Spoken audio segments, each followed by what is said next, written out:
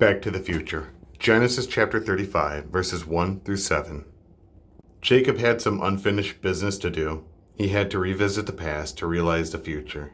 God's relationship with Jacob was terribly one-sided. Jacob was the grabber and never the giver, the beneficiary and never the blessing, the receiver and never the reverse. For Jacob to become Israel, he had to confront his past, trace his path, and do his part. What is the right way to view the past? How should believers respond to their previous experiences, be it good, bad, or ugly? Why is the past not necessarily a potent foe, but a potential friend? First, be thou my vision. Genesis chapter 35, verse 1. Jacob made peace with his father-in-law, Laban, and with his brother Esau, but he did not make right with God, unlike his grandfather who bypassed Shechem upon entering Canaan. Genesis chapter 12, verse 6.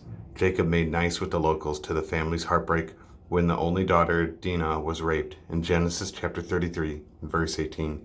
And he made no plans to leave.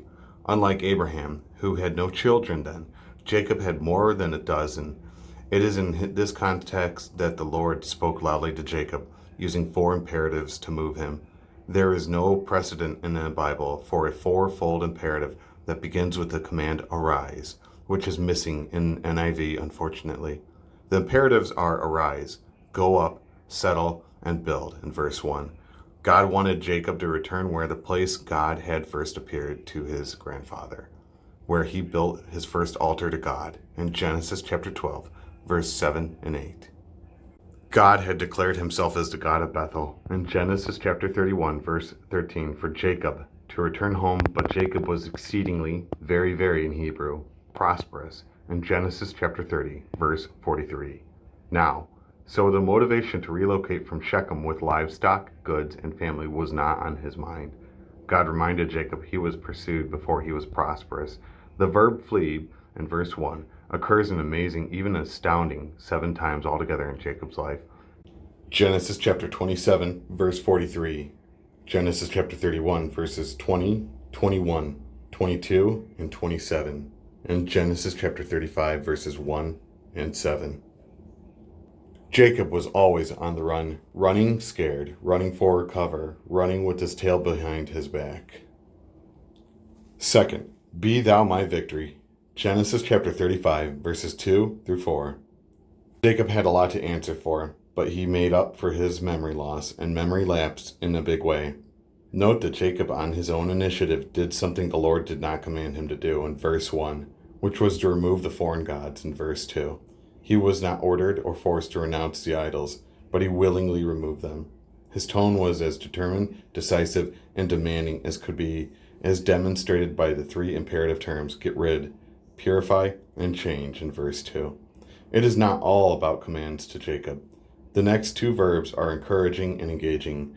Joseph's come, go up in verse 3, which would be translated as let us come, let us go up. To his credit, Jacob is the first person in the Bible to address, attack, and arrest the problem of purify within his household. It is also the first occurrence of the verb in purify in the Bible. The earrings in verse 4 they gave up also deserve special mention.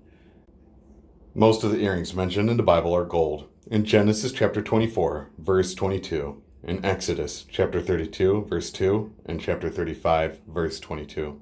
In the book of Judges, chapter 8, verse 24, and verse 26. In the book of Job, chapter 42, verse 11. In Proverbs, chapter 11, verse 22, and chapter 25, verse 12. Ranging from half a shekel weight, Genesis chapter 24, verse 22, to 1,700 shekels of gold in the book of Judges, chapter 8, verse 26. Third, be thou my valor. Genesis chapter 35, verses 5 through 7. Jacob had his reasons and reservations for not wanting to make the trip to Bethel. Jacob was terrified of the consequences brought by his sons in killing Hamor the Hivite and his son Shechem in Genesis chapter 34, verses 26 through 30. They might incur the wrath of the townfolk and the next town once they leave Shechem.